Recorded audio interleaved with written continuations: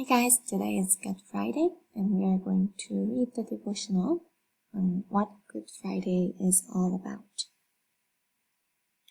Consequently, he is able to save to the uttermost those who draw near to God through him, since always he lives to make intercessions for them. The great passion of the writer of Hebrews is that we draw near to God. Draw near to his throne to find all the help we need. Draw near to him, confident that he will reward us with all that he is for us in Jesus.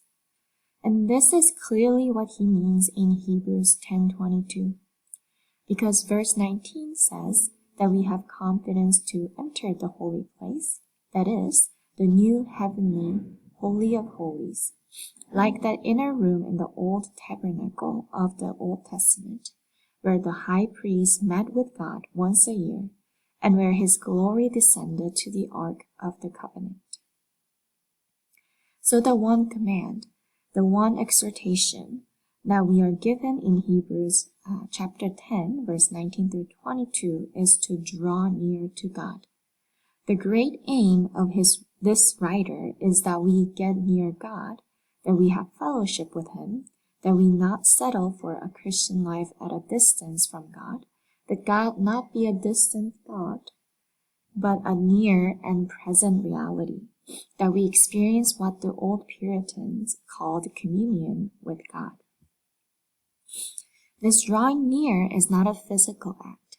It's not building a Tower of Babel by your achievement to get to heaven. It's not necessarily going into a church building or walk into an altar at the front. It is an invisible act of the heart.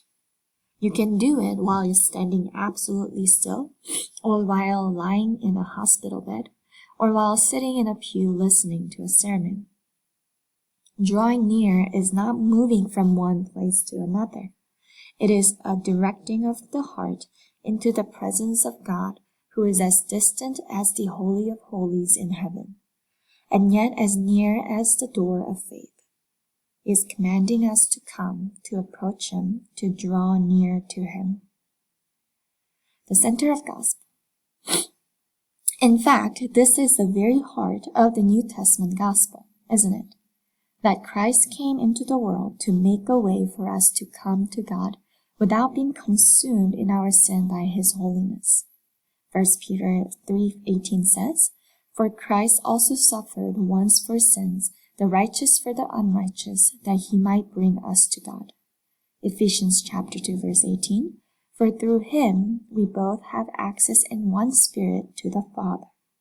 Romans 5:11, "We also rejoice in God through our Lord Jesus Christ, through whom we have now received reconciliation." This is the center of the gospel. That is what the Garden of Gethsemane and Good Friday are all about. That God has done astonishing and costly things to draw us near. He has sent his Son to suffer and to die so that through him we might draw near. It's all so that we might draw near. And all of this is for our joy and for his glory. He does not need us. If we stay away, he is not impoverished. He's not impoverished. He does not need us in order to be happy in the fellowship of the Trinity, but he magnifies his mercy by giving us free access through his Son, in spite of our sin, to the one reality that can satisfy us completely and forever, namely himself. Psalm 16:11, "You make known to me the path of life. In your presence there is fullness of joy. At your right hand are pleasures forevermore." It's so interesting that as we reflect Good Friday, there's just so much about joy in this devotional, because that's not what I think of Good Friday. I think of Good Friday is very solemn, very kind of like a deep sorrow of Christ's suffering. But I guess the reason that suffering happened is for our joy and of our communion with God. So I guess, yeah, looking ahead, this day is truly a victorious day. It's foreshadowing the victory of the Easter Sunday. So, yeah, I hope you are having a good weekend as we enter Good Friday.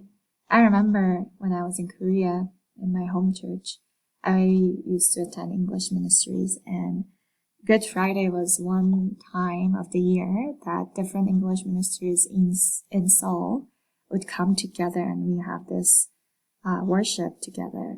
And I just have such fond memory of that, because it was just so incredible to worship with brothers and sisters in Christ, and kind of having that communion, knowing that we are saved through the suffering of Christ.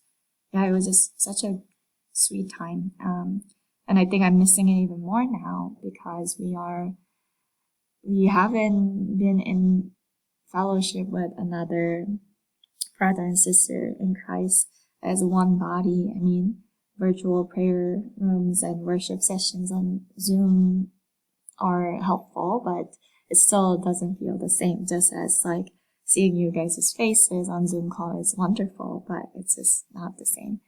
So, yeah, but I think there is a purpose in this solitude, this time alone with God.